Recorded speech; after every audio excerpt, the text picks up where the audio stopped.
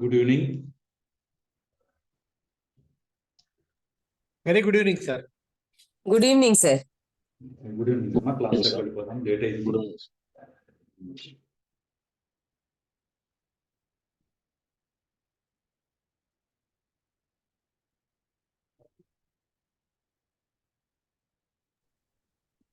Classes కి welcome అండి. ఇందులో భాగంగా మనం భారతీయ నాగరిక సురక్ష సంహిత అనేటువంటి కొత్త చట్టం గురించి తెలుసుకుంటున్నాం. దాదాపు సగం వరకు వచ్చేసాం. చార్జెస్ ఫ్రేమ్ చేసే విషయం గురించి ఈరోజు మనం section 243 trial for more than one offence, ఒక నేరం కంటే ఎక్కువ ఆ నేరాలు విచారణ జరపడం ఎలా అన్నది, అందులో చార్జెస్ గురించి మనం తెలుసుకుందాం.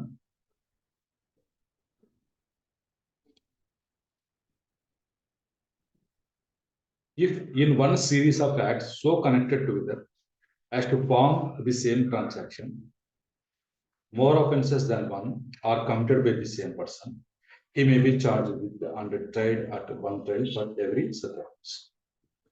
మనం ఇలా చదువుకుంటే మనకు అర్థం కాదని వాళ్ళు ఏం చేస్తారు, ఇక్కడ మనకు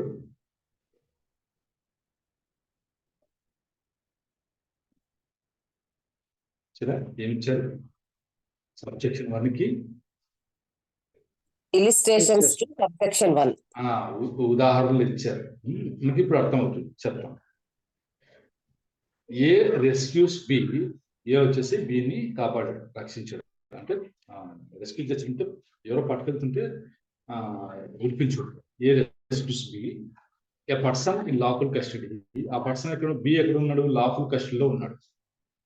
and in so doing causes grievous hurt C, C వచ్చేసి ఒక కానిస్టేబుల్ బిని పట్టుకెళ్తుంటే ఏ వచ్చి బిని విడిపించాడు. విడిపించే క్రమంలో ఏం చేశాడు, ఆ కానిస్టేబుల్ కి గాయం కలుగజేశాడు. ఇక్కడ ఏమేమి అఫెన్సులు అతని పైన ఛార్జ్ చేయొచ్చు, ఏ పైన అంటే A may be charged with and convicted of, charge frame చేయొచ్చు, అతని పైన కన్విక్షన్ కూడా ఇవ్వచ్చు. ఏ నేరాలకి offences under subsequent 2 of section 121 and section 263 of the Bharatiya Nyaya Sanhita 2023. ఎన్ని నేరాలు, 121 ఒకటి, 263. ఎందుకు అంటే మనం మళ్ళీ పైకి వెళ్ళి ఇక్కడ చదువుకుంటే, if in one series of acts so connected together as to form the same transaction, ఇప్పుడు బిని విడిపించే క్రమంలో ఎన్ని నేరాలు చేశాడు, బిని లాఫుల్ కస్టడీ నుంచి విడిపించడం ఒక నేరం, బిని లాఫుల్ కస్టడీ నుంచి విడిపించడం ఒక నేరం చేశాడు. తర్వాత ఆ కానిస్టేబుల్ ని ఏం చేశాడు, గ్రీవియస్ హర్ట్, గాయం కలిగజేశాడు, తీవ్రమైన గాయం కలిగజేశాడు, అది కూడా ఒక అఫెన్స్. ఇక్కడ more offences than one are committed by the same person. ఇక్కడ సేమ్ పర్సన్ ఎవరున్నారు, ఉదాహరణలో ఎవరు కమిట్ చేశారు ఆ నేరాలు, ఏ ఇది same person who committed more than one offence అన్నమాట. అలాంటప్పుడు ఏకి A may be charge with and tried at one trial, ఒకే విచారణలో అతని పైన ఈ నేరాలు రెండు, ఎవ్రీ సచ్ అఫెన్స్ అంటే విడిపించింది ఒక నేరం, లాఫుల్ కస్టడీ నుంచి విడిపించగలడం ఒక నేరం. తర్వాత ఆ విడిపించే క్రమంలో అంటే సిరీస్ ఆఫ్ యాక్ట్స్ ఉన్నాయి కదా, విడిపించే క్రమంలో సి అంటే కానిస్టేబుల్ కి గాయం కలిగజేసినప్పుడు ఇంకొక నేరం, ఆ రెండింటిని కలిపి విచారించవచ్చు అని చెప్పేసి మనకు ఇల్లస్ట్రేషన్ చెప్తాం. అయితే నెక్స్ట్ ఇంకొకటి ఇచ్చారు, A commits house breaking by day with intent to commit rape and commits in the house so enter rape with B's wife. A may be separately charged with and convicted of offences under section 64 and subsection 3 of section 331 of the Bharatiya Nyaya Samhita. ఏం చేశాడు, house breaking by day, ఇల్లుకి సంబంధించినటువంటి తలుపు కిటికీనో ఏదో ఒకటి బద్దలు కొట్టి ఇంట్లో ప్రవేశించాడు. అతని ఇంటెన్షన్ ఏముంది, ఇంటెంట్ అంటే an offence, intent to commit an offence and commits, చేశాడు కూడా. అక్కడ ఇన్ ది హౌస్ సో అంటాడు, అలా అతను ప్రవేశించిన ఇంట్లో చేశాడు. ఏం చేశాడంటే rape with B's wife, B యొక్క భార్యతో ఆయన రేప్ చేశాడు అతను. ఇప్పుడు A may be separately charged with and convicted of offences section 64 rape అన్న దానికి అండ్ సబ్సెక్షన్ 3 ఆఫ్ సెక్షన్ 331. ఇది వచ్చేసి మనకు 331 కొత్త దాంట్లో ఏముంది, 331 భారతీయ న్యాయ సంహితలో ఏమొస్తుంది,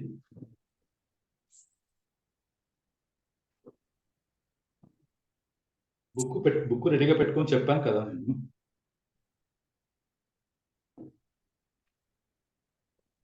హౌస్ ట్రెస్పాసర్, హౌస్ బ్రేకింగ్ కి పనిష్మెంట్ అనమాట అది 331. అది ఎందుకు అంటే ఇలా చేసే క్రమంలోనే కదా అతను హౌస్ బ్రేకింగ్ చేశారు. ఆ హౌస్ బ్రేకింగ్ చేసే క్రమంలో ఈ నేరం కూడా చేశారు, రేపర్ నేరం కూడా చేశారు. కాబట్టి అతనికి ఆ రెండు దానికి సంబంధించి ఒకటే ట్రయల్ అయితే జరపచ్చు అని చెప్తున్నారు. Next, A has in possession of several seals. అది దగ్గర చాలా సీల్స్ అయితే ఉన్నాయి. సీల్స్ అంటే మనం వేస్తాం కదా సీల్, ముద్ర sir. Knowing them to be counterfeit, అవి నకిలీవి అని తెలిసి కూడా అతని దగ్గర పెట్టుకున్నాడు, అతని పొజిషన్ లో అయితే పెట్టుకున్నాడు. And intending to use them for the purpose of committing several forgeries punishable under section 337 of the BNS. అతని దగ్గర పెట్టుకున్నాడు. ఇప్పుడు A may be separately charged and convicted of the portion of each seal under subsection 2 of section 341 of the Bharatiya Nyaya Samhita BNS. 337 వస్తుంది, BNS తర్వాత 341 కూడా వస్తుంది. దీనిపైన ఆ రెండు నేరాలకి అతని పైన చార్జ్ అయితే సపరేట్ గా ఛార్జీలు మోపేసి పెట్టచ్చు. ఎందుకంటే కౌంటర్ ఫిట్ కదా, ఇది పొజిషన్ లో ఉన్నందుకు ఒకటి కదా. Okay sir. Counterfeit seals కలిగి ఉండడం ఒక నేరం అయిందా. మళ్ళీ ఫర్ కమిటింగ్ సెవరల్ ఫోర్జరీ అన్నది మళ్ళీ ఇంకొక నేరం. ఆ రెండింటికి సపరేట్ గా చేసి ఒకే ట్రైల్ లో చేయొచ్చు అనమాట. నెక్స్ట్ డి,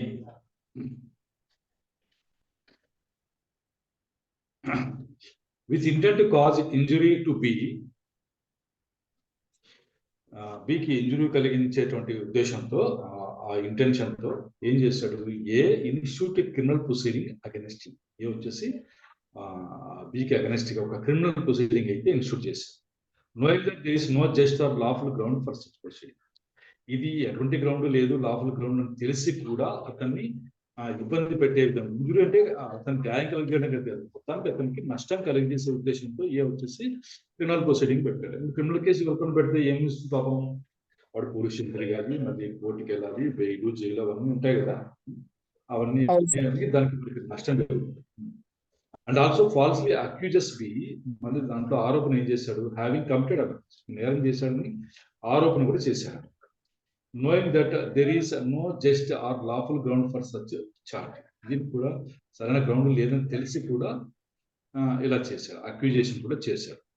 ఫాల్స్ అక్యూజేషన్, ఇంకొకటి క్రిమినల్ ప్రొసీడింగ్. ఇక్కడ కాజింగ్ ఇంజురీ ఒకటి sir.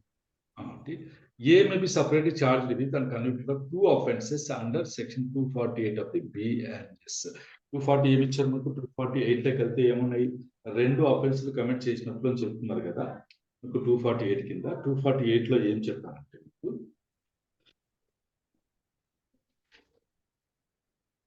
Falls charge of offence made with intent to injure అయిందా. దాంట్లో AB 2, 248 లో AB 2 ఉంటాయి. Whoever with intent to cause injury to any person institutes or causes to be instituted any criminal proceeding against that person, adokati, or falsely charges any person with having committed an offense. Indulo institution of criminal proceeding undi, tarvata falsely charging anadi undi. Rendu unnai kabatti 248 kinda rendu neralu separate 248A 248B దాని కోసం ఇది చేసేటైతే ఉంది అని చెప్పారు. Next, with A with intent to cause B injury to B falsely accuses him of having committed offense, knowing that there is no just a lawful ground for such charge. అయింది accusation అయితే చేశాడు. On the trial, A gives false evidence against B, intending thereby to cause B to be convicted of a capital offense. మళ్ళీ అందులో case అయితే పెట్టాడు, accusation అయితే చేశాడు, ఆరోపణ అయితే చేశాడు. తర్వాత విచారణ చేసేటప్పుడు అంటే కేసు విచారణ జరుగుతున్నప్పుడు బీకి అగైన్స్ట్ గా ఫాల్స్ ఎవిడెన్స్ కూడా ఇచ్చాడు ఏ. అలాంటప్పుడు A may be charge with and convicted of offences in 230 false evidence, 248 false charge. ఈ రెండింటికి అతనికి ఇది చేసేటువంటి అవకాశం ఉంది. Next A with 6 others, A with 6 others commits the offence of writing a grievous act and assaulting a public servant, endeavoring in the discharge of his duty as such to suppress the riot. A వచ్చేసి మిగతా 6 మందితో కలిసి ఇవన్నీ చేశాడు. Rioting చేశాడు, grievous act, మళ్ళీ assaulting a public servant, endeavouring in the discharge of his duty as such to suppress riot. Riot జరగకుండా suppress చేయడానికి అతను డ్యూటీ చేస్తూ ఉంటే పబ్లిక్ సర్వెంట్ దాన్ని కూడా అడ్డుకోవడానికి అంటే చెప్పి అసాల్ట్ అయితే చేశాడు. 6 మందితో కలిసి ఏ చేశారు. ఇక్కడ A may be separately charged with and convicted of offences under subsection 2 of 117, subsection 2 of 191 and section 195 of the Bharatiya Nyaya Sanhita. దీనికి రైటింగ్, గ్రీవియస్ యాక్ట్, మళ్ళీ assault on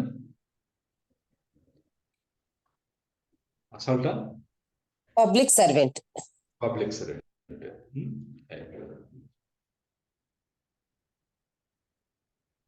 Next, A threatens B, C and D at the same time with injury to their person with intent to cause alarm to them.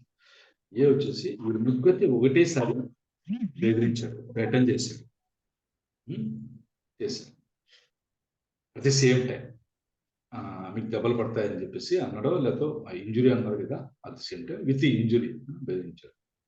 A may be separately charged with and convicted of each of the 3 offenses under subsections 2, 3 of 351 of the Bharatiya Nyaya Samhita 2023. ఆయనకు ఏమేమి charges అతని పైన మోపడవచ్చు అంటే each of the 3 offenses under subsection 2, 3 of section 351. 351 లో 2, 3 subsection లో ఏమున్నాయో ఒకసారి మీ దగ్గర భారతీయ న్యాయ సంహిత పెట్టుకున్నారు కదా, కొత్త ఐపీసీ భారతీయ న్యాయ సంహిత.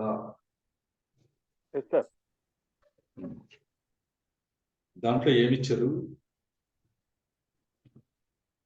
ఇందులో ఏమేమి చేశాడైనా థ్రెటనింగ్ చేశాడా? ఫస్ట్ థ్రెటన్స్ బి అన్నారు కదా. థ్రెటనింగ్ అంటే ఇంటిమిడేషన్ అన్నమాట. ఇక్కడ ఏమిచ్చారు, whoever commits the offence of criminal intimidation shall be punished with imprisonment అని 2లో ఇచ్చారు. 351 2లో ఇచ్చారు. 3లో ఏం చెప్తున్నారు, whoever commits the offence of criminal intimidation by threatening అంటారు, threatening to cause death or previous or to cause the destruction of any property by fire or to cause an offense punishable with death or imprisonment. ఇవన్నీ ఇచ్చారు. ఇక్కడ వాళ్ళకు ఏం కలుగ చేస్తాను, బెదిరించాడు, ఏం కలుగ చేస్తాను, ఇంజురీ. మళ్ళీ కాజ్ అలారం టు దెమ్, వాళ్ళు భయభ్రాంతులు అయ్యేటట్టు కూడా చేశాడు అనమాట. ఇక్కడికి ఏం పడుతుంది, 2 పడుతుంది అండ్ 3 కూడా దీని కింద 2 చార్జెస్ అతని పైన ఫ్రేమ్ చేయొచ్చు అనమాట.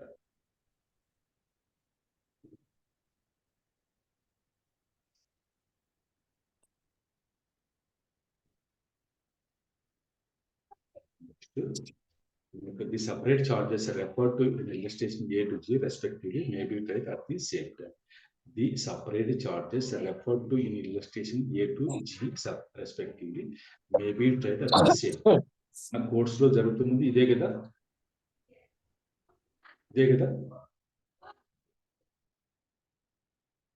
షార్ట్ షీట్ లో ఉంటుంది కదా, 143, 147, 148, 353 with 149 అన్ని సెక్షన్లు రాసుంటారు వరుసగా. అన్నిటికీ సపరేట్ ఒక్కొక్క సెక్షన్ కి ఒక్కొక్క విచారణ జరగదు. ఆ కేసులో ఉన్న సెక్షన్లు అన్నిటికీ కలిపి ఒకటే ట్రయల్ అంటూ జరుగుతుంది. అవునా కదా? అవును సార్. అది సరే. ఇప్పుడు మళ్ళీ రెండు కొత్తాం. సబ్ సెక్షన్ 1 అయిపోయింది. దానికి సంబంధించినటువంటి ఇలస్ట్రేషన్స్ అన్ని మనం ఉదాహరణలు అయితే చదువుకున్నాం. నెక్స్ట్ ఇది కొంచెం డిస్టింక్ట్ అఫెన్స్, అంటే సపరేట్ ఒక అఫెన్స్ గురించి అయితే ఇందులో చెప్పారు. చూద్దాం. When a person charge with 1 or more offenses of criminal breach of trust or dishonesty, misuse of occupational property as provided in subsection 2 of section 235 or in subsection 1 of section 235 మనకు వచ్చి criminal breach of trust 235. మీరు ఆ book తీసి కొంచెం చూడాలి. 235 subsection 2 correct ఉందా?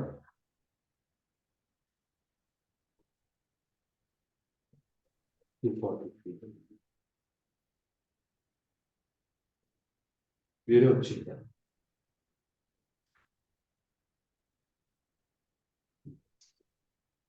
Two 242 కరెక్టేనా అంటున్నా?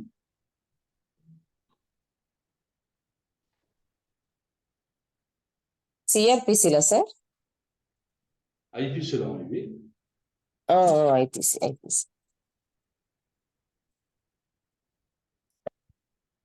ఇది ఇక్కడ ఐపీసీలో వేరే నేరాలు కనపడుతున్నాయి. Criminal breach of trust, disaster, misappropriation రాలేదు. 235.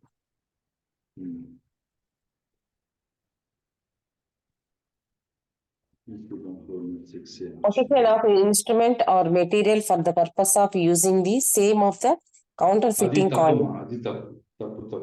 క్రిమినల్ బ్రీచ్ ఆఫ్ ట్రస్ట్ వచ్చేసి మనకి డెఫినేషన్ 405 ఐపీసీలో ఉంటుంది, వేరే వస్తుంది అన్నమాట.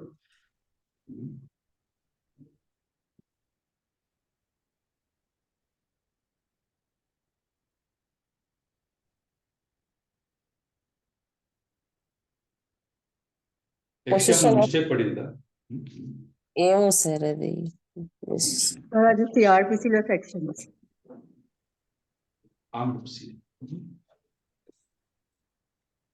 చార్జ్ లో స్టార్టింగ్ లో చెప్తాడు, ఫస్ట్ కాక సెకండ్ చార్జ్ లోను చెప్పినప్పుడు ఆఫెన్సెస్ అన్ని జాయింట్ అఫెన్సెస్ ఉంటాయి, similar offences, criminal breach of trust, criminal misappropriation, ఇవన్నీ ఒకే kind of category of offences ఉంటాయి. అవి దాని విషయం గురించి చెప్తారు ఇక్కడ.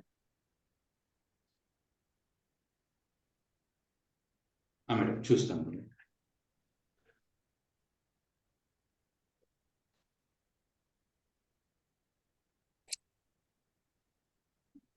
బ్లూ కలర్ లో మార్క్ చేశాడు మీరు, అదే కదా? అవును మేడం. అవి సిఆర్పిసిలో సెక్షన్స్. Go for them. మీరు పైకి స్క్రోల్ చేస్తే మీకు కనిపిస్తాయి. ఇక్కడ బుక్ లో చూస్తున్నాను మేడం. ఇక్కడ particulars as to time, place and person అన్నారు 235. దాని కిందకి వెళ్ళండి. క్రాస్ లో రాసి ఉంది. క్రిమినల్ బ్రీచ్ ఆఫ్ ట్రస్ట్ గురించి. అంటే ఇలాంటి ఒఫెన్సెస్ కనుక ఉండుంటే అవి they can be together at the same time. ఒకవేళ ఈ ప్రకారంగా వాళ్ళు అక్యూజ్ అయినప్పుడు is accused of committing for the purpose of facilitating or concealing the commission of that offence or టూస్ ఆ నేరాల్ని ఆ నేరం జరిగేట్టుగా కలిగించిన పరిస్థితులు కలిగించడం కానీ, లేదా ఆ కమిషన్ ఆఫ్ దట్ అఫెన్స్ ని కన్సీల్ చేయడం కోసం కన్సీల్ చేయడానికి ఇచ్చేశారు అన్నటువంటి ఆరోపణ ఎదుర్కొంటున్నప్పుడు 1 or more offenses of falsification of accounts, మళ్ళీ ఆ లెక్కలు తారుమారు చేయడం అవన్నీ చేశారు అన్నప్పుడు ఈ పర్సన్ కి అగెన్స్ట్ గా ఏమేమి ఛార్జ్ చేయించుకుంటున్నారు, he may be charge with and tried at 1 trial for every such offence. ఈ నేరాలు ఏదైతే చెప్పామో మనము, ఇది ఒకటి. Criminal breach of trust, next ఇది అంతేనా? Dishonest misappropriation.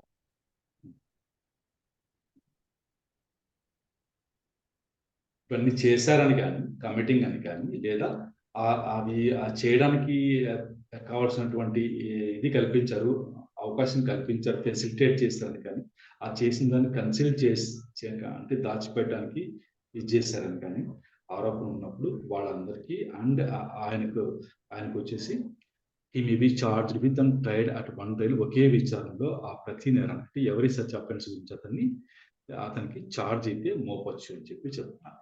ఈ టూకి అయితే ఇల్లస్ట్రేషన్ మనకు ఇక్కడే ఎక్స్ప్లెయిన్ చేశారు, అది సరిపోయింది. నెక్స్ట్ 3 వచ్చేసి if the acts allegedly constitute an offense falling within 2 or more separate definitions of any law for the time being, but by which offenses are defined or punished, the person accused of them may be charged with and tried at one trial for each of such offense. అతను ఒక చేసినటువంటి నేరాలకు సంబంధించిన పనులు ఏవైతే ఉన్నాయో అవి 2 or more separate definitions కింద పడేటువంటి అవకాశం ఉంటే of any law in force అమల్లో ఉన్న ఏ చట్టం కింద సరే 2 లేదా అంతకంటే ఎక్కువ డెఫినేషన్స్ కిందకి ఆ పరిధిలోకి వచ్చేటువంటి అవకాశం ఉన్న చూడాలి ఉండి ఆ డెఫినేషన్ కిందకి రావాలి, మళ్ళీ దాని కింద పనిష్మెంట్ కూడా ఇచ్చేటువంటి పరిస్థితి ఉన్నప్పుడు the person accused of them may be charge with and tried at one trial for each of such offence. ఆ నేరాలకు సంబంధించి ఒకే ట్రైల్లో అతనికి ఛార్జ్ మోపడవచ్చు, విచారణ కూడా జరపచ్చు అని చెప్తున్నారు. ఇల్లస్ట్రేషన్స్ సబ్సెక్షన్ 3కి సంబంధించి మనం ఇల్లస్ట్రేషన్స్ ఒకసారి చదివితే మనకు అర్థమవుతుంది. చూద్దాం. ఇల్లస్ట్రేషన్స్ టు సబ్సెక్షన్ 3 ఉంది కదా. A wrongfully strikes B with a cane. A ఏం చేశాడు? Wrongfully strikes B with cane. పెద్దం తీసుకుని బీని అయితే కొట్టాడు. A may be separately charged with and convicted of offences under section 2 of section 115 under section 131 of the Bharatiya National Law. ఇంకా 115 IT sections ఏముంది? లెక్కన తీసుకుని ఏమన్నా నిన్న ఏం చదువుకున్నాం మనం? గెస్ చేస్తారు సార్. Madam assault. తర్వాత వచ్చేసి అసాల్ట్ అనేది 130 పక్కన పెట్టండి. 115 వచ్చేసి వాలంటరీ కాజింగ్. ఆ బెత్తం తీసుకుని కొట్టాడు కాబట్టి అసాల్ట్ ప్లస్ కాజింగ్ ఇది వేసాడు. ఆ 2 నేరాలకు సంబంధించి సపరేట్ గా చార్జెస్ మోపి శిక్ష కూడా వేయచ్చు అని చెప్పేసి చెప్తున్నారు. ఇక్కడ ఏదైతే చెప్పారు మనకు పైన 3లో. అవును సార్. ఆ పని దేని కిందికి వస్తుంది అంటే అసాల్ట్ కిందికి వస్తుంది. మరి కొట్టడం ఒకవేళ గాయపరిచారు అనుకోండి, అప్పుడు ప్రీవియస్ సబ్జెక్ట్ కిందికి కూడా వస్తుంది అనే ఉద్దేశంతో మనకి ఎగ్జాంపుల్ ఏదో చెప్తారు అనమాట. Next several stolen sacks of com are కాదు.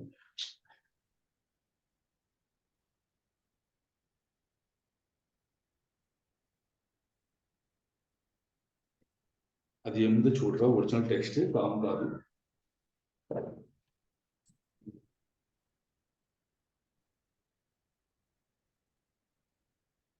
Several stolen sacks of corn are made over to B. ఒక్క నిమిషం, ఇది ఎం కాదు, RN.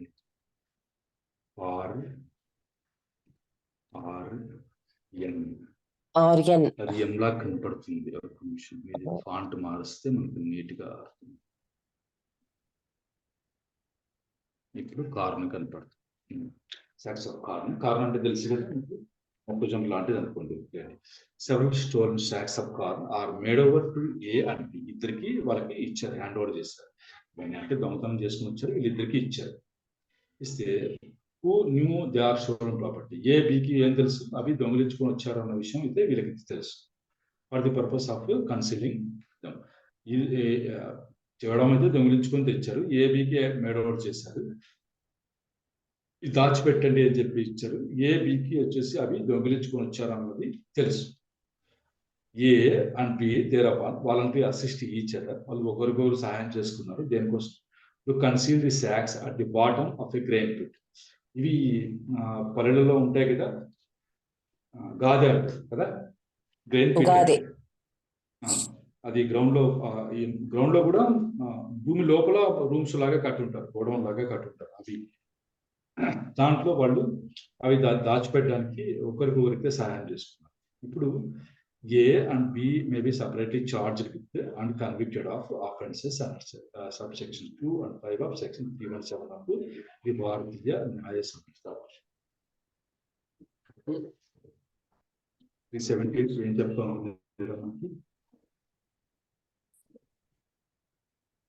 370. Stolen property. Stolen property. దీంట్లో 370 కింద వచ్చేసి 2 మరియు 5 రెండు చెప్తుంది. 2 వచ్చేసి ఏం చెప్తుంది? Whoever dishonestly receives or retails any stolen property. ఇక్కడ ఏకి బికి వీళ్ళు మేడ్ అవుట్ చేశారు కదా, మేడ్ ఓవర్ ఏబికి మేడ్ ఓవర్ చేసినప్పుడు వాళ్ళు రిసీవ్ చేసుకున్నారు కదా. అవును. తెలిసి కూడా ఇది ముఖ్యం, ఇది తెలిసి ఉండాలి. తెలిసి కూడా తీసుకున్నారు, అది 2 కింద వస్తుంది. 5 వచ్చేసి whoever voluntary assist in concealing or disposing. ఇక్కడ ఏం చేస్తారు? A and B thereupon voluntary assist each other to conceal. ఆ శాక్స్ అనేటివి దాచిపెట్టడానికి వాళ్ళు ఒకరికొకరు సాయం చేస్తున్నారు కాబట్టి 5 కింద కూడా వాళ్ళకి కన్విక్షన్ పడవచ్చు, చార్జ్ కూడా ఫ్రేమ్ చేయొచ్చు అని చెప్పి చెప్పారు. Next, A exposes her child with knowledge that she's thereby likely to cause death.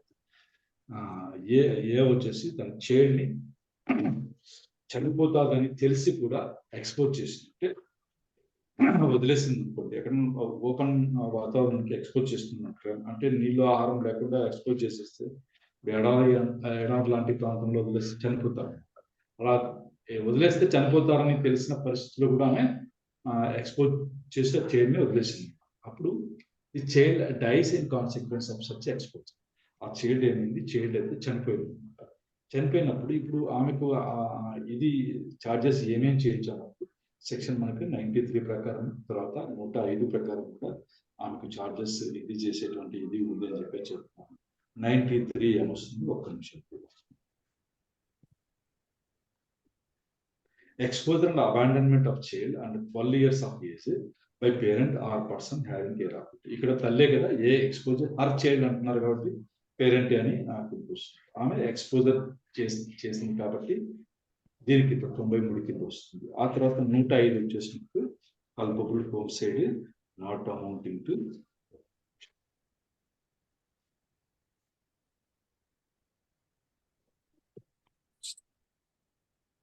Punishment for culpable homicide not amounting murder అని చెప్పేసి దీని కింద కూడా మనకు చార్జ్ అయితే మోపి కన్విక్షన్ కూడా ఇవ్వచ్చు అని చెప్పి చెప్తున్నాను.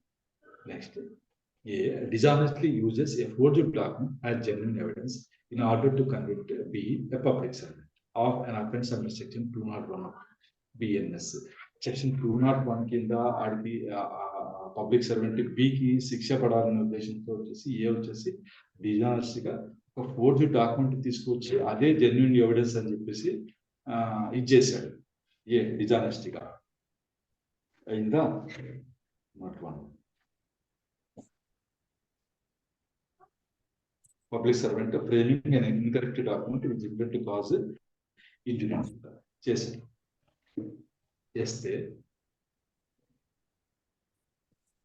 అప్పుడు A may be separately charged with and convicted of offenses in section 233 and subsection 2 of section 340 read with section 337 of the Sanhita. 233 అంటే ఏం నేరం ఉంది? Using evidence unknown to be false. దీంట్లో ఉంది కదా, ఇది ఫాల్స్ అని తెలిసి కూడా ఎవిడెన్స్ గా యూజ్ చేశాడు. అయితే forged document as genuine evidence అని యూజ్ చేశారు. 233 తర్వాత ఇంకొక నేరం ఉంది 340 అయితే 340.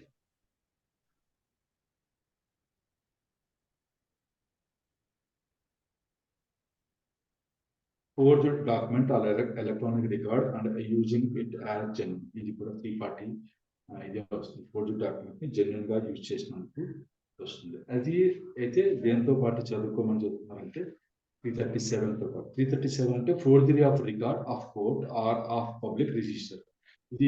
ఇదే కదా మామూలుగా ట్రయల్ అంటే ఎక్కడ జరుగుతుంది? ఇది ఎవిడెన్స్ ఇవ్వడం అంతా కోర్టులో జరుగుతుంది కాబట్టి 337 తో కలిపి చదువుకోండి అని చెప్పేసి చెప్తున్నారు. ఇది మనకు సబ్సెక్షన్ 3 వరకు ఈ 3 ఇలస్ట్రేషన్స్ చదివితే అర్థమవుతుంది.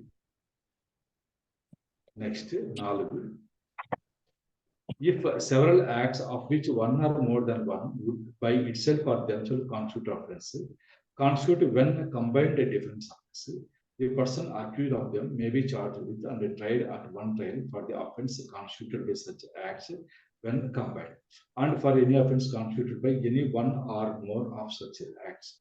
ఇక్కడ ఎలా ఉంటుందంటే పరిస్థితి, కొన్ని పనులు అయితే ఉంటాయి, అంటే నేరాలు అనుకోండి, సెవెరల్ యాక్ట్స్, కొన్ని పనులు అయితే ఉన్నాయి. తర్వాత అవి ఎట్లా ఉన్నాయంటే, of which one or more than one would by itself or themselves constitute offence. అవి విడివిడిగా అయినా సరే నేరాలు అయ్యే పరిస్థితి ఉంది, ఒక అఫెన్స్ అయ్యే పరిస్థితి ఉంది. అవి కలిపినా కూడా ఇంకొక డిఫరెంట్ అఫెన్స్ వచ్చేటువంటి పరిస్థితిలో ఉంది. అలాంటప్పుడు the person accused of them may be charged with అంటే ట్రైడ్ అట్ వన్ ట్రైల్, ఒకే ట్రైల్లో చార్జ్ చేసి విచారించవచ్చట. దేనికోసం? For the offence constituted by such acts when combined. ఆ యాక్ట్స్ అన్ని కలిపితే ఏ నేరం వస్తుందో ఆ అఫెన్స్ కి సంబంధించి, and for any offence constituted by any one or more of such acts. ఒక పని కానీ అంతకంటే ఎక్కువ పనులు కానీ ఏదైనా అఫెన్స్ కిందకి వచ్చేటట్లుంటే దాని కింద కూడా వాళ్ళకు ఛార్జ్ ఫ్రేమ్ చేసి ట్రయల్ జరగచ్చట. మనం ఇలస్ట్రేషన్ జరిగితే ఇంకా బాగా అర్థమవుతుంది, చూద్దాం. Illustration to subsection 4. A commits robbery అని బి. ఏ వచ్చేసి బిని దోచుకున్నాడు, బి పైన దోచుకున్నాడు. అలా చేసేటప్పుడు in doing so voluntary cause it hurt him. అలా చేసే క్రమంలో బిని ఏం చేశాడు? అతను ఏ గాయపరిచాడు.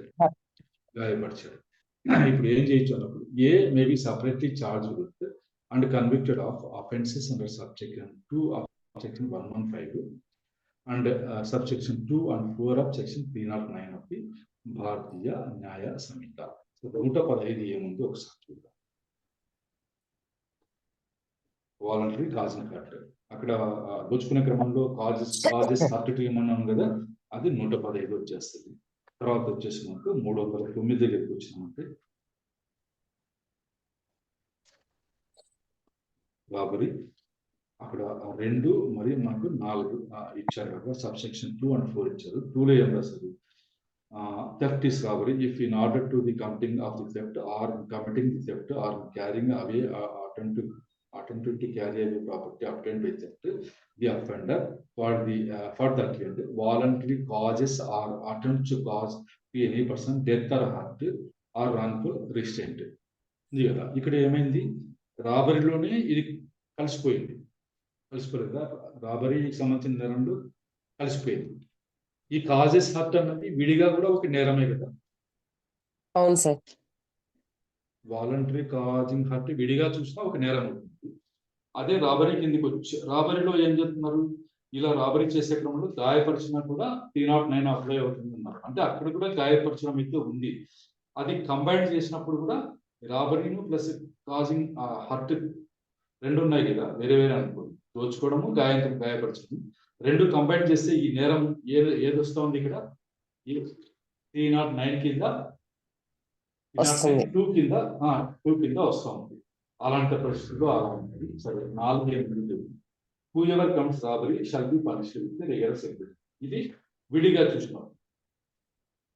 309 4 కింద ఏముంది? ఓన్లీ రాబరీనే. హత్య పక్కన పెట్టేసి ఓన్లీ రాబరీ కూడా ఛార్జ్ సపరేట్ గా పెట్టేటువంటి అవకాశం ఉంది అన్నారు. అట్లా నేరాలు దీనికి చెప్పారు కదా పైన.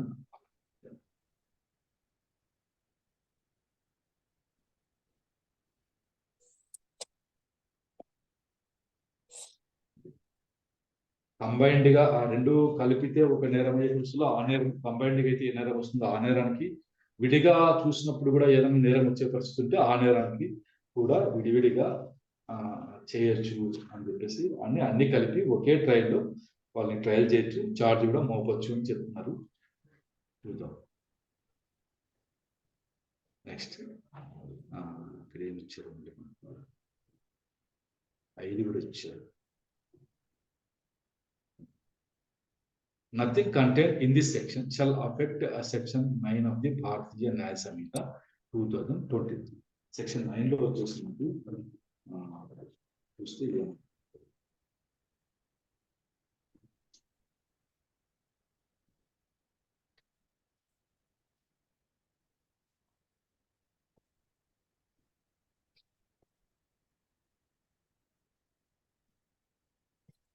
limit of punishment of offense made up of several offense.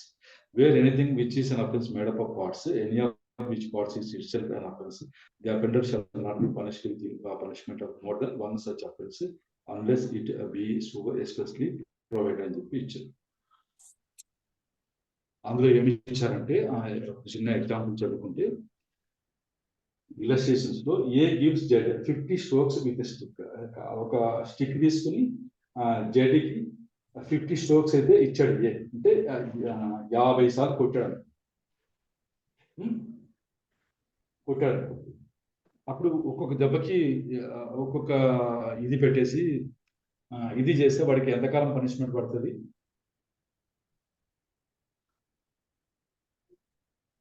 Separate charges మోపితే ఒక్కొక్క దెబ్బకి అట్లా లేకుండా అవంతా కలిపి ఒకటే అఫెన్స్ గా తీసుకోవడం మనకు సెక్షన్ 9 లో ఉందన్నమాట. అది ఒక లిమిట్ పెట్టారు.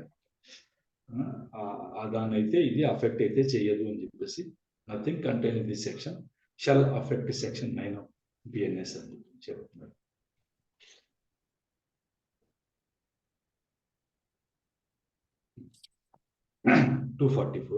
Wear it is a doubtful what offence has been committed. ఏ నేరం చేశారో డౌట్ఫుల్ గా ఉన్నప్పుడు ఎలా చేయాలండి?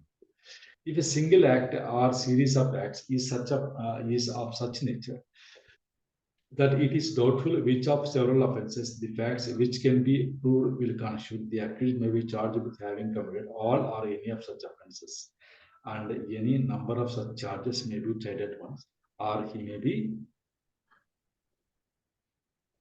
charged with in the alternative with having committed some one of the said offences. సరే, దీనికి ఇలా చదివితే అర్థం కాదు కానీ ఇల్లస్ట్రేషన్స్కి వెళ్తే బాగా అర్థం. సరే, ఇక్కడ ఏమన్నారు? Single acts or series of acts is of such nature అని చెప్తున్నారు. ఏ నేరం కిందకి వస్తుంది అని అనుమానం వచ్చే పరిస్థితి ఉంది అన్నారు కదా. చూద్దాం ఇల్లస్ట్రేషన్స్ ఏమి ఇచ్చారు. A is accused of an act which may amount theft. ఏతో పనిచేశాడు, అది ఏమేం కావచ్చు అనే పరిస్థితి అంటే అది దొంగతనమైనా కావచ్చు, లేదా రిసీవింగ్ స్టోలన్ ప్రాపర్టీ అని కావచ్చు, లేదా క్రిమినల్ బ్రీచ్ ఆఫ్ ట్రస్ట్ కావచ్చు, లేదా ఆర్ చీటింగ్ కావచ్చు. ఇలా ఈ రకమైనటువంటి థెఫ్ట్, స్టోలన్ ప్రాపర్టీ రిసీవ్ చేసుకోవడం, criminal breach of trust, cheating, దీని కిందికి వస్తే ఈ నేరం చేశాడేమో అనిపించేటువంటి పరిస్థితులు వచ్చాయి. అతను చేసిన పని వల్ల అలా అనిపించింది. అలాంటప్పుడు he may be charged with the theft, receiving stolen property, criminal breach of trust and cheating. ఈ 4 సంబంధించి చార్జ్ అయితే మోపొచ్చట. Or he may be charge with having committed theft or receiving stolen property or criminal breach of trust or cheating. ఇది కూడా చేయొచ్చట. అది ఎక్కడ doubtful అనేది నాకే డౌట్ఫుల్ ఉంది. అలా ఉన్న పరిస్థితుల్లో అని ఎక్కడైతే చెప్పారు.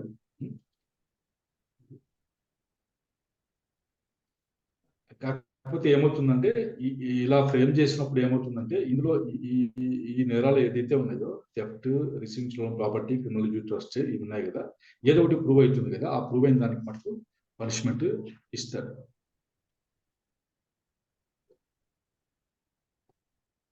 ఇన్ని చేసినా కూడా ఒకటే పడుతుందా సార్ శిక్ష? ఒకటే, ఏది ప్రూవ్ అయితే అది పడుతుందమ్మా.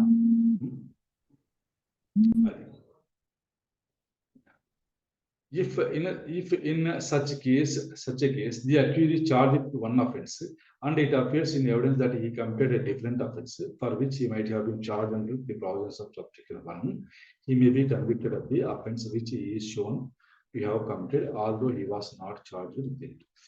మామూలుగా అయితే ఒక నేరం అయితే అతని పైన మోపి చార్జ్ అయితే ఫ్రేమ్ చేశారు. సాక్ష్యాలు జరుగుతూ ఉండగా ఏమనిపించింది, ఇతను ఈ నేరం కాదు, వేరే నేరం, డిఫరెంట్ అఫెన్స్ చేశాడు, అతను కూడా ఆ అఫెన్స్ గురించి కూడా ఛార్జ్ ఫ్రేమ్ చేయాల్సి ఉండింది అనిపించే పరిస్థితి వస్తే he may be convicted of the offence which is shown to have committed.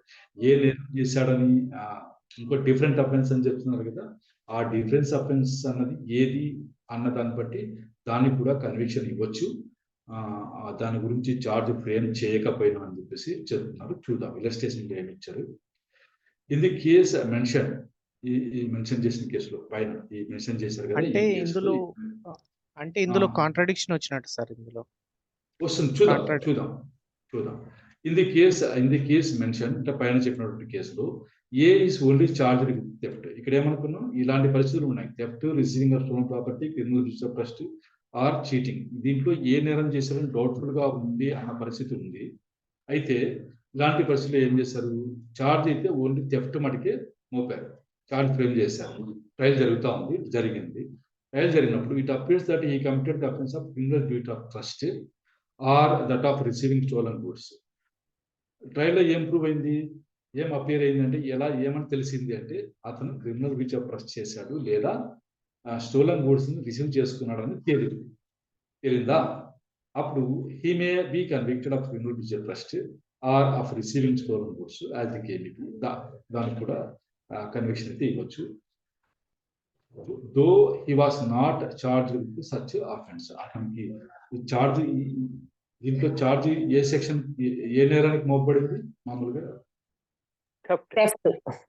Only theft కి మటుకే చార్జ్ ఫ్రేమ్ చేశారు. కానీ విచారణ జరుగుతున్నప్పుడు బయటపడింది ఏంటంటే ఈ criminal breach of trust commit చేశారు లేదా స్టోలన్ గూడ్స్ రిసీవ్ చేసుకున్నాడు అన్నది తేలింది అనమాట. తేలినప్పుడు అతనికి ఆ చార్జ్ అయితే ఫ్రేమ్ చేయలేదు కదా, క్రిమినల్ బ్రీచ్ ఆఫ్ ట్రస్ట్ చేయలేదు, స్టోలన్ గూడ్స్ రిసీవ్ చేసుకోవడం గురించి చార్జ్ అయితే ఫ్రేమ్ చేయలేదు. అయినా సరే though he was not charged with such offense, he may be convicted అని చెప్పేసి శిక్ష వేయొచ్చు, చార్జ్ ఫ్రేమ్ చేయకపోయినా సరే. ఎందుకంటే అది తెలిసింది కాబట్టి, తేలింది, విచారణలో అది తేలింది కాబట్టి. Sir, what if criminal breach of trust offense is made and he did not, it was not mentioned as theft? In that case, అంటే క్రిమినల్ బ్రీచ్ ఆఫ్ ట్రస్ట్ పెట్టి ఒకవేళ థెఫ్ట్ పెట్టకపోతే? లేదు సార్, ఇప్పుడు ఇటువంటి కేసులు అంటే ఏది డౌట్ఫుల్ అన్నది పైన మనకి ఎగ్జాంపుల్ ఇచ్చింది. ఏది డౌట్ఫుల్ ఉన్న క్రమంలో వీటన్నిటికీ చార్జ్ పెట్టచ్చు అని చెప్పి చెప్పారు కదా. మనకు థెఫ్ట్, రిసీవ్ స్టోలన్ ప్రాపర్టీ ఇవన్నీ పెట్టచ్చు అని చెప్పి చెప్పారు కదా. కానీ మనకి ఇచ్చిన కేసులో అయితే ఇలాంటి పరిస్థితుల్లో కూడా థెఫ్ట్ మటుకే చార్జ్ అయితే ఫ్రేమ్ చేశారు. అంటే దొంగతనం చేశాడు అని చెప్పేసి చార్జ్ అయితే ఫ్రేమ్ చేశారు.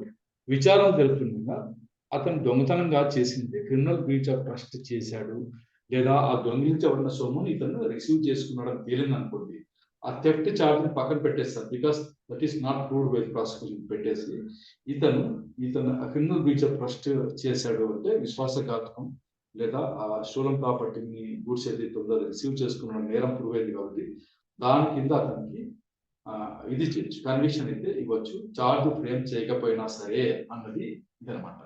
ఇవన్నీ ఎందుకు చెప్తున్నారంటే చార్జ్ ఫ్రేమింగ్ లో కానీ చార్జ్ దీంట్లో ఎర్రర్స్ ఏమన్నా, ఒమిషన్స్ ఏమన్నా ఉన్నా, ఇట్లాంటివి ఏమన్నా ఉన్నా సరే మనం క్వశ్చన్ చేయొద్దు కోర్టుకి ఆ పవర్ ఉంది.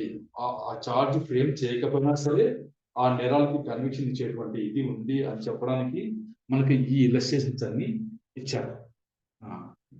కాబట్టి మనం ఇదైతే ఈ ఇలస్ట్రేషన్స్ ను ఈ సెక్షన్ తో కలిపి చదువుకుంటూ వెళ్తే మనకు అర్థమవుతుంది. మనము కూడా చాలా ఈజీగా తీసుకోకుండా క్రిమినల్ కేసులు చేసేటువంటి అవకాశం ఉంటుంది. అంటే మీరు ఓన్లీ థెఫ్ట్ని పట్టుకోని వెళ్ళారనుకోండి, దాని ఇంగ్రీడియంట్స్ గురించే చూస్తూ ఉంటారు. అంటే వితౌట్ పర్మిషన్, మూవబుల్ ప్రాపర్టీ అవన్నీ ఉంటాయి కదా, తీసుకెళ్ళడం అవన్నీ ఉంటాయి కదా, దాంట్లో అవి మటుకే చూస్తుంటారు. కానీ క్రిమినల్ బ్రీచ్ ఆఫ్ ట్రస్ట్ కూడా మీకు శిక్ష వేసే అవకాశం ఉన్నప్పుడు దాని ఇంగ్రీడియంట్స్ కూడా మీరు దాని గురించి కూడా క్రాస్ ఎగ్జామినేషన్ ఆ రకంగా తీసుకెళ్ళగలుగుతారు క్రిమినల్ కేసులో అనే ఉద్దేశంతో మీకు తెలుసుకోండి ఇవని చెప్పేసి ఇవన్నీ ఇచ్చారు. కాబట్టి ఈ ఇలస్ట్రేషన్స్ మీకు ఏమర్థమైంది, మీ కేసులో థెఫ్ట్ అని మటుకే ఉంటే మీరు రిలాక్స్డ్ గా ఉండేదానికి ఛాన్స్ లేదు. ఏమేమి పడవచ్చు మీకు, క్రిమినల్ బ్రీచ్ ఆఫ్ ట్రస్ట్ ఇది కానీ లేదా రిసీవింగ్ స్టోలన్ గూడ్స్ కానీ, ఇంకా పైన 8 చీటింగ్ కానీ ఇవన్నీ ఉన్నాయి కదా. ఇలాంటివి దీంట్లో ఏది ఒకవేళ ఏదైనా ప్రూవ్ అయింది అనుకుంటే దానికి శిక్ష వేస్తారు. అదే దీంట్లో ఛార్జ్ ఫ్రేమ్ చేయలేదని మీరు మేజిస్ట్రేట్ గారితో కానీ కోర్టుతో గొడవ పడే అవకాశం అయితే లేదు. మీ ఛార్జ్ ఫ్రేమ్ చేయకున్నా సరే ఆ శిక్ష విధించేటువంటి అధికారం ఈ సెక్షన్ కోర్టుకి ఇస్తాం. చూద్దాం next. A states on oath before the magistrate that he saw B hit C with a club. ఏం చేస్తాడు, ప్రమాణం చేసి మేషేట్ ముందర చెప్తున్నాడు ఏమని, నేను బి వచ్చేసి సిని ఒక దుడ్డు కర్రతో కొట్టక చూస్తాను అని చెప్తున్నాడు. ఎక్కడ మేషేట్ ముందర చెప్పాడు. తర్వాత before the sessions court A states on oath that be never hits. అది ఏం చెప్తున్నాడు, ఆ కోర్టుకి వెళ్ళి సెషన్స్ కోర్టులో ఏం చెప్తున్నాడు, అసలు బి సిని కొట్టలేదు అని చెప్తున్నాడు. ఇప్పుడు ఏకి చార్జెస్ ఏమి పెట్టచ్చు అని చెప్తున్నారంటే, A may be charged in the alternative and convicted of intentionally giving false evidence, although it cannot be proved which of these contradictory statement was false. సరే, ఇప్పుడు తెలుసుకోలేని పరిస్థితి ఏముంది అంటే,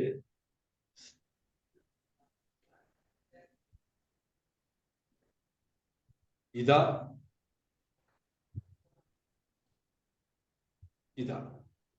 ఏది తప్పు, ఏది అబద్ధం? అతను చూశానని చెప్తున్న మాట అబద్ధమా, ఫాల్స్ ఎవిడెన్సా? అసలు కొట్టలేదు అతను అని చెప్తున్న మాట ఫాల్స్ ఎవిడెన్స్ అన్నది తెలుసుకోలేని విధంగా, although it cannot be proved which of these contradictory statements was false. Contradictory statement ఏమన్నాయి, ఇక్కడేమో కొట్టాడు చూశానని చెప్తున్నాడు, అక్కడికి వెళ్ళిన తర్వాత అసలు కొట్టలేదు అన్నాడు. ఒకటికి ఒకటి విరుద్ధంగా ఉంది కదా, కానీ దీంట్లో ఏది అబద్ధం అనేది ప్రూవ్ కావాలి.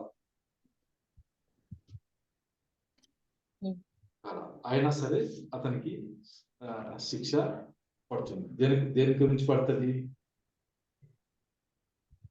This is completely contradiction. False evidence. Giving false evidence. Giving false evidence. False అని ఎందుకు అంటున్నావు? నిజమైతే రెండు చోట్ల ఒకటే మాట చెప్పాలి. కొట్టాలని చెప్పు, కొట్టలేదన్నా చెప్పు. కానీ ఇక్కడ మాత్రం ఇలా చెప్పి అక్కడ ఉంటే ఏదో ఒకటి మొత్తానికి ఏదో ఒకటి అబద్ధం అని తెలుస్తా ఉంది కదా, ఫాల్స్ ఏదో ఒకటి ఫాల్స్ అనేది అనిపిస్తాం. కాబట్టి ఏది ఫాల్స్ అనేది ప్రూవ్ కాకపోయినా సరే అతనికి ఫాల్స్ ఎవిడెన్స్ చెప్పినందుకు గాను శిక్ష విధించవచ్చు అని చెప్పి చెప్తున్నారు.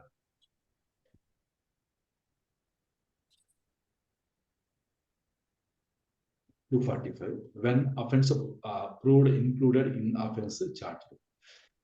అఫెన్స్ ప్రూవ్ అయిన అఫెన్స్ ఏదైతే ఛార్జింగ్ అవుతారో ఆ అఫెన్స్ లో కలిసి ఉంది అంటే ఇంక్లూడ్ అయి ఉన్నప్పుడు పరిస్థితి ఏంటి అన్నప్పుడు దీన్ని కూడా ఇల్లస్ట్రేషన్ చూస్తే మనకు బాగా అర్థమవుతుంది. 245 ఇది ఏమంటారు, dry subject.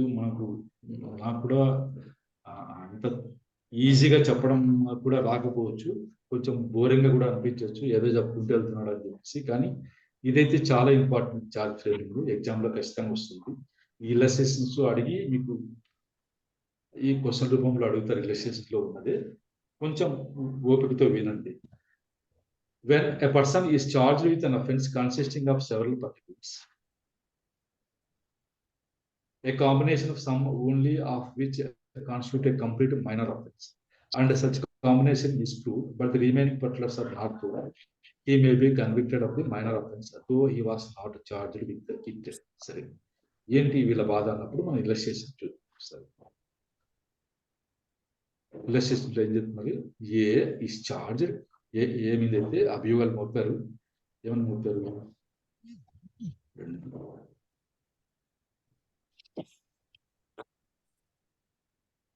Under subsection 3 of section 316 of the Bharatiya Nyaya Sanhita 2023 316 316 ఇస్తారా 316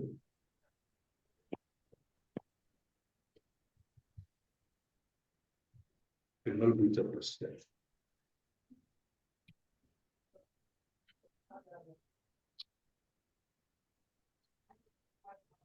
పైన సబ్సెక్షన్ 316 మోపారు. సబ్సెక్షన్ 3లో ఏమొస్తుంది అంటే,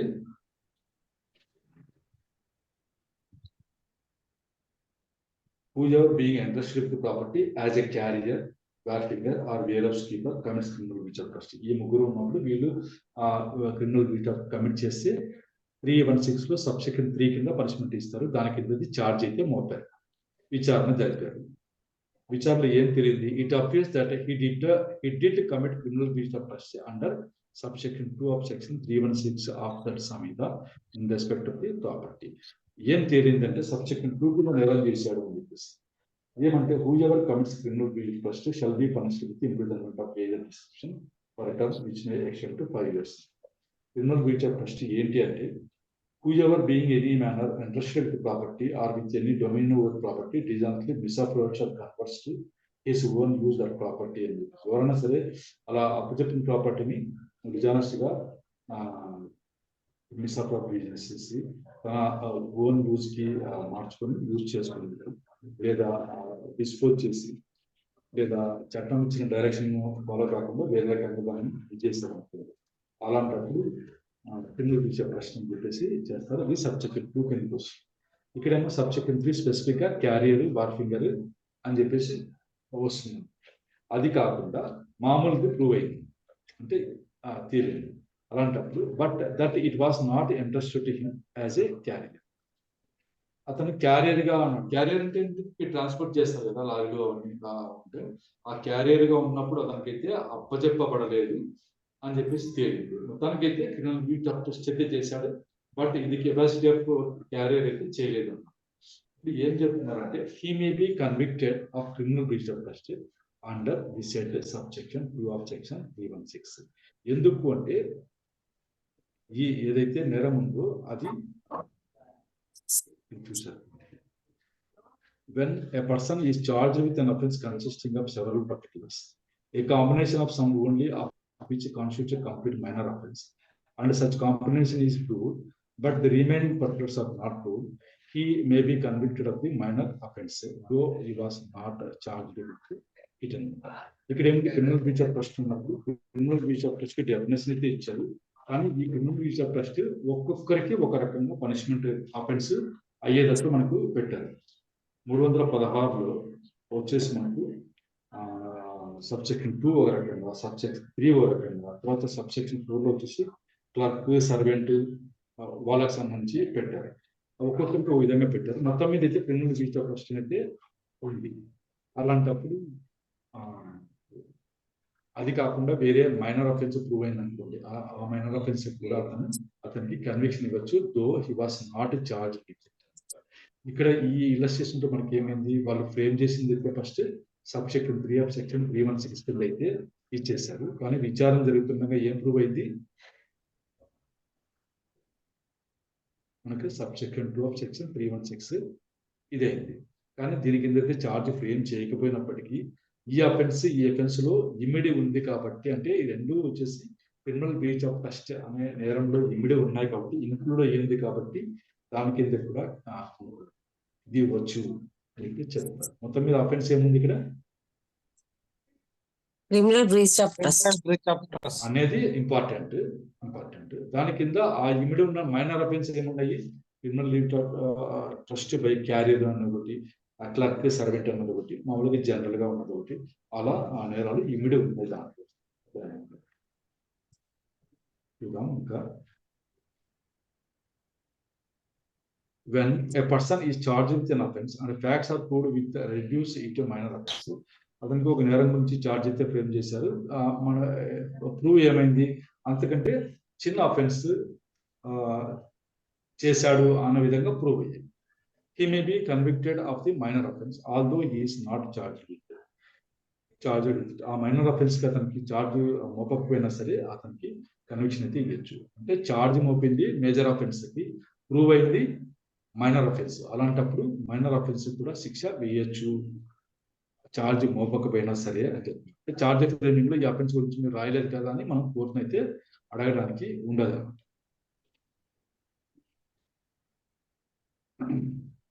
ఇచ్చారు A is charge and subsection 2 of section 117 of Bharatiya Nyaya Sanhita with causing grievous act. Grievous act collect చేశాడు అన్న దాంట్లో ఛార్జ్ అయితే ఫ్రేమ్ చేశారు.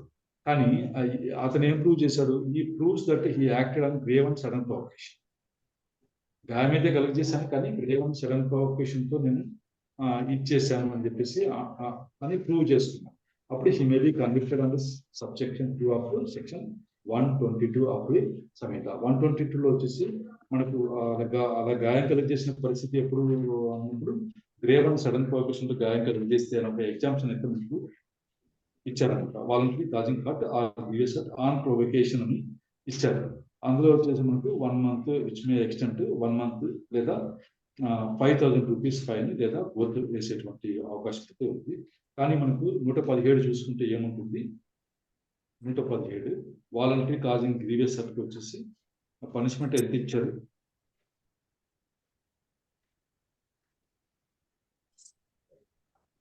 One year, sir. 1 year ఇచ్చారు.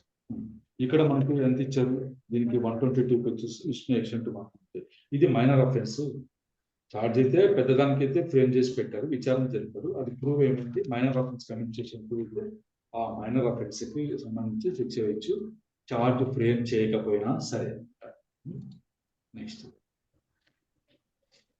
when a person is charged with an offense, he may be convicted of an attempt to commit such offense, although the attempt is not separately charged. ఏదైనా సరే ఇతను ఈ offence commit చేశాడు అనేది charge మోపారు, విచారణ జరుగుతుంది. కానీ అతను చేయలేదు, చేయడానికి అటెంప్ట్ చేశాడు అని ప్రూవ్ అయింది. అలాంటప్పుడు అటెంప్ట్ చేసే దాని గురించి చార్జ్ ఫ్రేమ్ చేయలేదు కాబట్టి మనం వదిలేయండి అని మనకు అనేదానికి అయితే లేదు. అతనికి కన్విక్షన్ కూడా ఇవ్వచ్చు, సపరేట్ గా చార్జ్ మోపకపోయినా సరే, అటెంప్ట్ కు సపరేట్ గా చార్జ్ మోపకపోయినా సరే శిక్ష అయితే విధించవచ్చు. Next, nothing in this section shall be deemed to authorise a conviction of a minor offence where the conditions are requisite for the initiation of proceedings in respect of that minor offence have not been satisfied. ఆ minor offence కు సంబంధించి proceedings initiate చేయడానికి ఏదన్నా conditions requisite ఉన్నప్పుడు అవి లేవు అన్న సందర్భంలో అయితే ఈ కన్విక్షన్ అయితే ఇవ్వడానికి లేదు.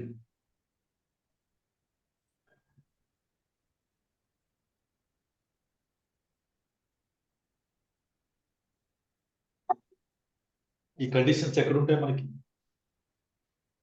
ఈ conditions requisite for the initiation of proceedings ఎక్కడ ఉంటాయి,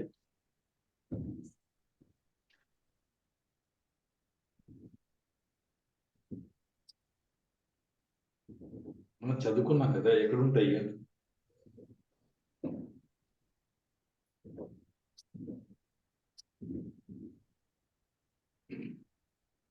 సరే, అది బిఎన్ఎస్ఎస్ తీసి, బిఎన్ఎస్ఎస్ అంటే సిఆర్పిసి ఉంది కదా, అది కొత్తది తీసి ఒకసారి ఆ చాప్టర్ 15 తీస్తారా దయచేసి.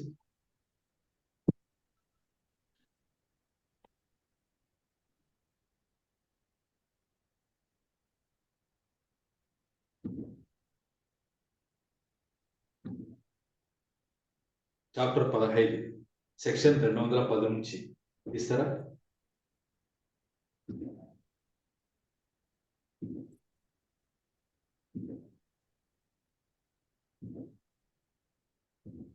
Conditions requisite for initiation of proceedings. ఇక్కడ ఏమన్నారు, ఇక్కడే ఉన్నారు sir. Conditions requisite for the initiation of the proceedings initiate చేయాలంటే కొన్ని కండిషన్స్ ఇవి ఫుల్ఫిల్ అయి ఉండాలి. అది లేకుంటే వాళ్ళపైన ఇది ఇనిషియేట్ చేయడానికి అయితే లేదన్నమాట. అలాంటి పరిస్థితి ఉన్నప్పుడు ఈ మైనర్ అఫెన్స్ అయినా సరే కన్విక్షన్ అయితే ఇవ్వకూడదు అని చెప్పేసి, ఇది ఈ సెక్షన్ అయితే ఆథరైజేషన్ ఇవ్వదు, విఫుల్ కాకుండా అయితే ఇది ఇవ్వకూడదు అని చెప్తున్నారు. ఇది 246 నెక్స్ట్ క్లాస్లో అయితే తీసుకుందాము. ఇంతవరకు ఒక నిమిషం.